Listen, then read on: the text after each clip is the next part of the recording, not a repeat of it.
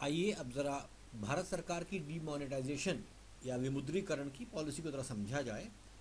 अ, इसमें तीन पहलुओं पर हम विचार करेंगे। सबसे पहले में ये आएगा कि आरबीआई के अनुसार ये पॉलिसी क्या है, आरबीआई ने पॉलिसी क्या सोचकर करी। दूसरा, इसके दूरगामी परिणाम क्या होंगे। और तीसरा, इसके पीछे मंशा क्या है। मंशा को समझना बहुत आवश्यक है कि लॉन्ग टर्म में दूरगामी इसके परिणाम क्या रहेंगे। ज्यादातर लोग उस परिणाम की बात कर रहे हैं जो 100, 200, 500, 1000, 2000 के नोट के बीच में अटक के रह गया है, या वो इस पर रह गए हैं कि इस पर 2000 पे क्या काला धन आएगा नहीं आएगा। ये एक छोटी बातें हैं, तो वो आपको विस्तार से तीसरे वीडियो में बताऊंगा। पहले सबसे पहले आप इस पर विचार करते हैं। हमारे को मोनेटाइजेशन जो हुआ उसके लिए कारण सबसे पहले समझ लिया आप। हमको कुछ कारण समझने पड़ेंगे कि मोनेटाइजेशन के लिए क्यों स्टार्ट किया। अब आरबीआई के अनुसार भारत में 100 ट्रिलियन बैंक डिपॉजिट्स में है, मतलब बैंक के अंदर वो पैसा डिपॉजिट्स के फॉर्म में, जिसको 100 लाख करोड़ मान सकते हैं आप।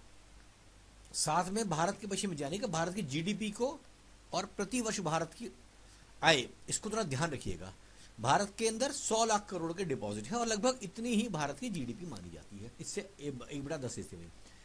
अब 1/10 हिस्सा इसकी जीडीपी है। अब आगे चलिए, इसके सरकार के लिहाज से 17 लाख करोड़ की करेंसी अभी सर्कुलेशन में है। अब यहां पर थोड़ा फर्क देखिए कि 100 लाख करोड़ बैंक में है, 17 लाख करोड़ बाहर है। इसका मतलब लगभग 1/6 हिस्सा अभी हमारा बाहर है। मतलब इतने लाख करोड़ की भारत सरकार ने करेंसी निकाल रखी, जिससे आप और हमें अपना कैश एक्सचेंज करते हैं विनिमय के लिए, जिसको इस्तेमाल करते हैं। वो 17 लाख करोड़ की हमारे पास आज करेंसी है। ये करेंसी है किस फॉर्म में, ये भी देखिए।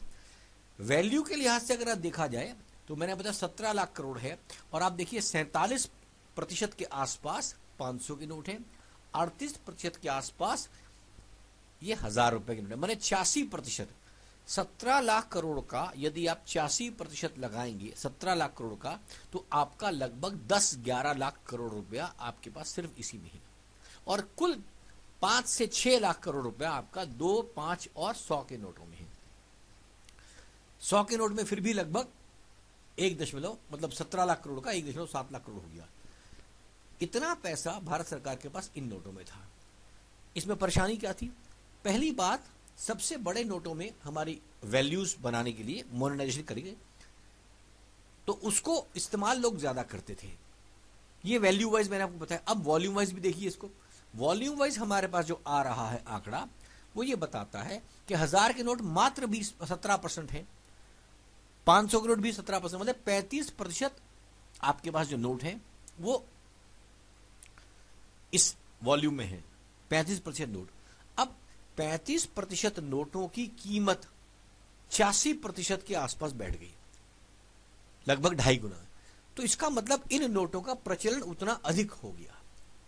इसकी वजह से परेशानी क्या आ गई है, जितना पैसा आप बैंक के थ्रू काम करते हैं तो आपका पैसा बैंक में नहीं है, और आपका पैसा बैंक में न होने के कारण कैश में है। कैश का पैसा जब तक आपकी जेब में है आपकी जेब में है, जब दूसरे की जेब में है दूसरे की जेब में। परंतु यदि आपने अपने घर के किसी कोने में रख दिया तो वो पैसा डेड मनी बन चुका है। वो जब चाहिए तभी उसका प्रयोग होगा, इकोनॉमी में तभी आएगा। मैंने अब इसको दूसरे फॉर्म में समझिए। मान लो मैंने कहीं पर 1 लाख रुपए बचा लिया और 1 लाख रुपए का कैश अपने घर में रख लिया। यदि मैं 1 लाख रुपए को बैंक में देता तो बैंक उस 1 लाख रुपए को किसी को लोन देता, किसी फैक्ट्री का काम चलता, किसी कामगार की सैलरी चलती और वो आगे बढ़ता, लेकिन वो लाख रुपए मुझे बैंक से मैं जब चाहता मुझे मिल भी जाता।